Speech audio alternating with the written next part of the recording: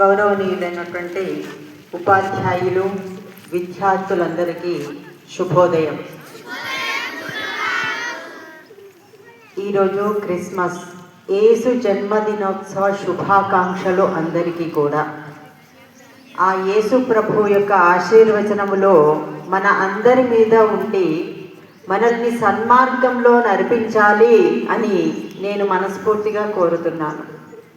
వారి యొక్క సందేశం ఏమిటంటే, మనం సమాజంలో ఉన్నవారి అందరితో స్నేహంగా ఉండాలి, వారికి ఏదైనా అవసరం వచ్చినప్పుడు సహాయం చేయాలి, అంతేకాని ఈర్ష్య, ద్వేషము, కోపము, భేదభావాలు ఇవన్నీ చూపించడం మన కర్తవ్యం కాదు అని తెలియజెప్పినటువంటి మహానుభావుడు యేసు ప్రభు.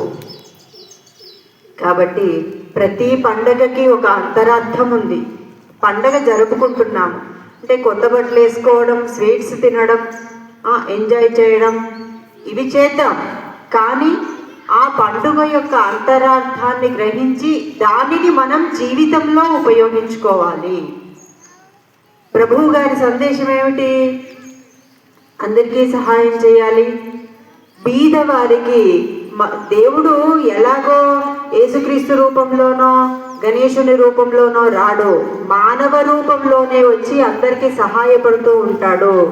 అదే విధంగా మనం కూడా బీదవారి దగ్గరికి వెళ్ళి, బీదవారు కానీ లేదా సహాయం కావాలి అనేటువంటి స్థితిలో ఉన్న వారి దగ్గరికి వెళ్ళి మనకు ఎంత చేతనవుతే అంత వారికి సహాయం చేయాలి. అందరికీ మనం సహాయపూర్వకంగా ఉండి వారిని కష్టాల్లో నుంచి గట్టెక్కించాలి. ఇది మనం యేసు ప్రభువు యొక్క జన్మదిన సందర్భంగా మనం ఈ విషయాన్ని గ్రహించాలి, జీవితంలో ఆచరించాలి. మరి మీరందరూ ఆచరిస్తారా? ఆచరించరా? ఆచరిస్తాము అని చెప్పండి. సహాయం చేస్తాము అని చెప్పండి. అందరినీ ప్రేమగా చూసుకుంటాము అని చెప్పండి. Very good. ప్రతి మహానుభావుని యొక్క అంతరార్థం కూడా ఇదే. కాబట్టి ఆ మంచి విషయాలను మనం ఆచరిద్దాం. మరి ఒక్కసారి అందరికీ యేసుక్రీస్తు జన్మదినోత్సవ శుభాకాంక్షలు, శుభాభినందనలు. ఇంతటితో ముగిస్తున్నాను. ధన్యవాదములు.